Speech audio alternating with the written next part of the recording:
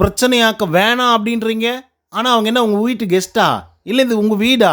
அவங்க என்ன பண்ணணும் அப்படிங்கிறத நீங்கள் சொல்லிட்டு வந்து இருந்துட்டுருக்கீங்க.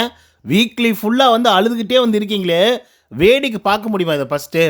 நீங்கள் சொல்லுங்கள், வேடிக்கை பார்க்க முடியுமா அப்படின்னு சொல்லி சாண்ட்ரா அவர்களை தரமாக வந்து பார்த்திங்க அப்படின்னா வச்சு செய்யின்னு வந்து செஞ்சு விட்ருக்காப்புல விஜய் சேதுபதி.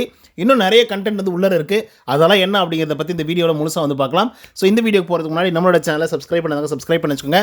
லைக்கை போட்டு வீடியோ பாருங்கள். வாங்க இந்த வீடியோக்குள்ள வந்து போகலாம். மக்களே, இந்த சீசன் 9 பொறுத்த வரலையும் ஒரே ஒரு ஃபார்மெட்டை மட்டும்தான் இந்த வீக்கெண்ட் ஆனால் வந்து ஃபாலோ பண்ணுறாங்க. அது என்ன அப்படின்னு பார்த்தீங்கன்னா, இந்த வீட்டுக்குள்ளே அன்சால்வ்டான விஷயங்கள் வந்து இருக்குல்ல, அதுவும் குறிப்பாக எதெல்லாம் பேசாமல் வந்து இருக்கோ அந்த விஷயத்தெல்லாம் எடுத்து வந்து பார்த்திங்க அப்படின்னா பேசுகிறாங்க அப்படின்னு வந்து சொல்லலாம். இதுக்கு முன்னாடி சீசன்கள் அப்படி தானடா இருக்கும் அப்படின்னு சொல்லி கேட்டிங்கன்னா அப்படி தான் வந்து இருக்கும். ஆனால் வருவலுக்காகவே சாட்டர்டே சண்டே எபிசோடு வந்து இருக்காது முழுக்க. பட் இந்த சீசனை பொறுத்த வரலையும் ஒரு சின்ன ஸ்பார்க் கிடைச்சா கூட வந்து போதும், அதை வச்சு கிளின்னு வந்து கிழிச்சு விட்றாப்புல நம்மளுடைய விஜய் சேதுபதி. அந்த விதத்தில் இந்த வாரம் முழுக்க சாண்ட்ரா பண்ணதெல்லாம் ரொம்ப ஓவரு. ஆரம்பத்தில் வந்து என்னதான் சாண்ட்ராவுக்கு வந்து ஓரளவுக்கு சப்போர்ட் வந்து இருந்த மாதிரி இருந்தாலும் இந்த திவ்யாவுடைய பிரச்சனைலாம் வந்து பேசும்போது அதுக்கப்புறம் டோட்டலாக அகெய்னஸ்டாக மாறிச்சு. எப்போ மாறிச்சு அப்படின்னா, இவங்க கனி மேலே எப்போ அக்யூசேஷன் வைக்க ஆரம்பித்தாங்களோ அப்போத்துலேருந்து வந்து பார்த்திங்க அப்படின்னா டோட்டலாக வந்து பெர்ஸ்பெக்டிவே வந்து மாறிடுச்சு. ஏன்னா சாண்ட்ரா இவ்வளோ கேவலமாக பண்ணுறாங்க அப்படிங்கிற மாதிரி ஆடியன்ஸே கழுவி ஊற்றுற அளவுக்கு வந்து ஆயிடுச்சுன்னா பார்த்துக்கோங்களேன்.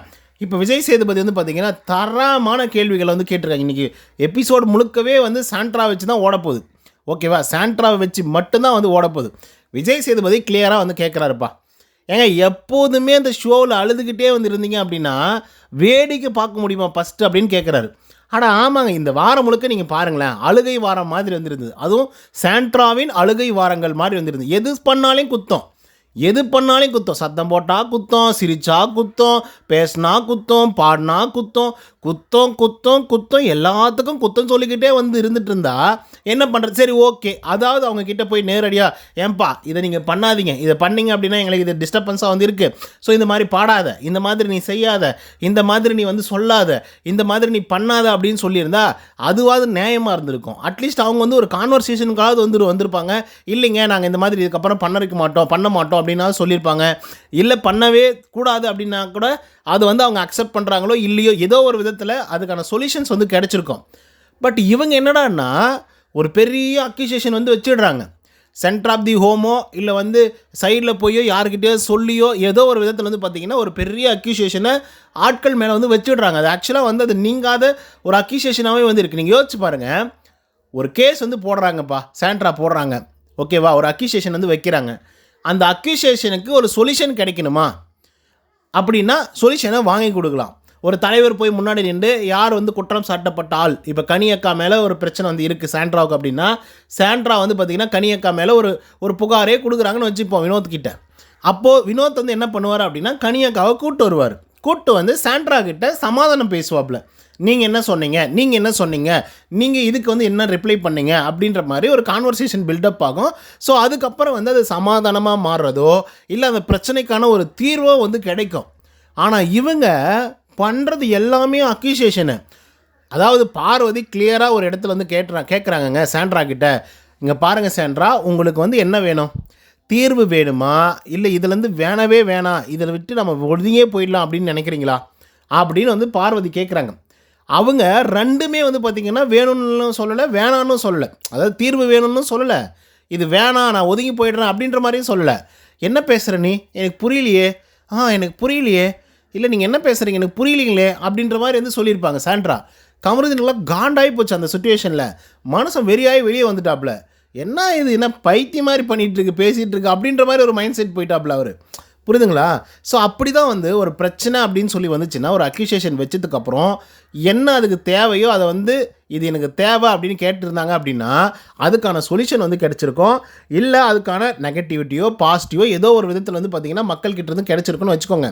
ஆனால் இவங்க என்ன பண்ணுறாங்கன்னா, அதாவது உண்மை ஜெயிக்கணும் அப்படின்னா தாண்டா ஆதாரங்கள்லாம் தேவை, ஆனால் பொய் ஜெயிக்கணும் அப்படின்னா குழப்பம் மட்டுமே போதும் அப்படின்னு சொல்லி ஒரு டைலாக் வந்து வரும்ல ஜெயம் ரவியோட.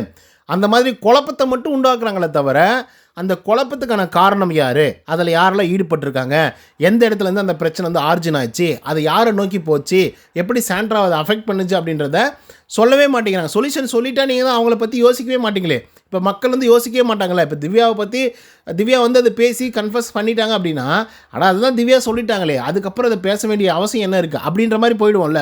அதான் கனி பேசிட்டாங்களே, அதை பற்றி பேச வேண்டிய அவசியம் என்ன இருக்குது அப்படின்ற மாதிரி போயிடும். அதே மாதிரி சாட்டர்டே எபிசோடில் கூட நீங்கள் நான் ஆரம்பத்திலே சொன்ன மாதிரி எப்படி இந்த சீசனே போயிட்டுருக்கு அப்படின்னா, எதெல்லாம் சால்வ் பண்ண முடியாத பிரச்சனைகளாக வந்து இருக்கோ அந்த பிரச்சனைகளை எடுத்து தான் அடித்து ஆடுறாப்பில் விஜய் சேதுபதி. ஓகேவா?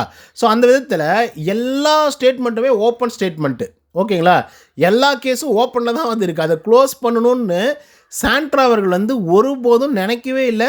அப்படி நினச்சி யாராவது வந்து கிட்ட வந்து அதுக்கு ஒரு காம்ப்ரமைஸ் பேசுகிறதுக்காகவோ இல்லை சாதுவாக போகிறதுக்காகவோ கிட்ட வந்து பேசினா கூட அவங்க வந்து பார்த்திங்கன்னா அனுமதிக்கவே மாட்டேங்கிறாங்க. ஸோ அப்படி இருக்கும்போது ஒரு தீர்வு வந்து கிடைக்காமலே போயிடுச்சு. இப்போ அது என்னாச்சு, ஃபுல்லாக சாண்ட்ராவுக்கு வந்து பார்த்திங்க அப்படின்னா பேக் ஃபயர் வந்து ஆக ஆரம்பிச்சிடுச்சு. இப்போ விஜய் சேதுபதி கேட்குறாப்புல, ஏங்க ஷோ வாரம் முழுக்க வந்து நீங்கள் அழுதுகிட்டே வந்துருந்தீங்கன்னா வேடிக்கை பார்க்க முடியுமா அப்படின்னு கேட்குறாரு. என்டர்டைன்மெண்ட்டாக பார்க்குறது வேறு, வேடிக்கை பார்க்க முடியுமான்னு கேட்குறாரு. நீங்கள் அழுதுகிட்டே இருந்தீங்க அப்படின்னா அதுக்கு சாண்ட்ராவோட பதில் என்னவாக இருக்கும்னு நீங்கள் நினைக்கிறீங்க? இல்லை சார் நான் அழுகவே இல்லை சார் அப்படின்ற மாதிரி சொல்லுவாங்கன்னு நீங்கள் நினைக்கிறீங்களா? அதுக்கும் அமைதியாக இருப்பாங்க. இல்லை அதுக்கு ஏதாவது அடாவடித்தனமாக வந்து ஏதாவது பேசுவாங்க. ஸோ அதுக்கடுத்து வந்து பார்த்திங்கன்னா இன்னொரு கேள்வி கேட்குறாங்க.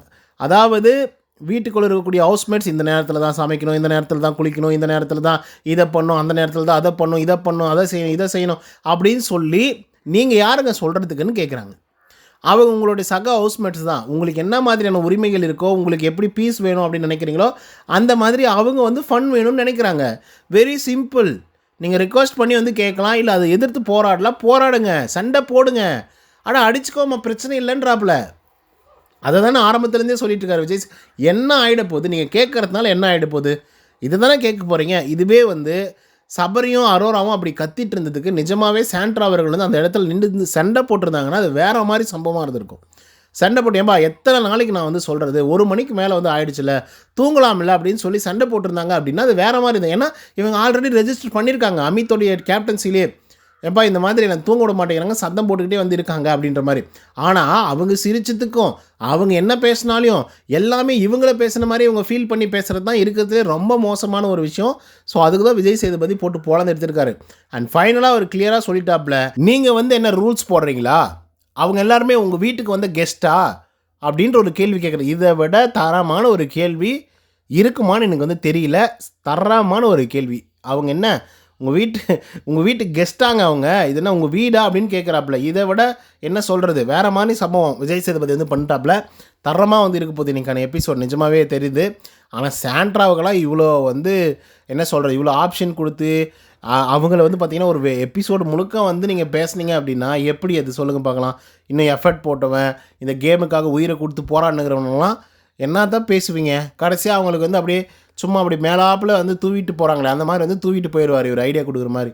ஸோ அதுதான் ரொம்ப ஒஸ்ட்டாக வந்து இருக்குது. ஓகே மக்களே, சாண்ட்ரா அவர்களை விஜய் சேதுபதி அவர்கள் போட்டு பொழந்து எடுத்ததை பற்றி நீங்கள் என்ன நினைக்கிறீங்க அப்படிங்கிறத கமெண்ட்ஸில் வந்து பதிவு பண்ணுங்கள். இந்த வீடியோ பிடிச்சிருந்தா லைக் அண்ட் சப்ஸ்கிரைப் பண்ண மாட்டேங்கிறாதீங்க. நன்றி, வணக்கம்.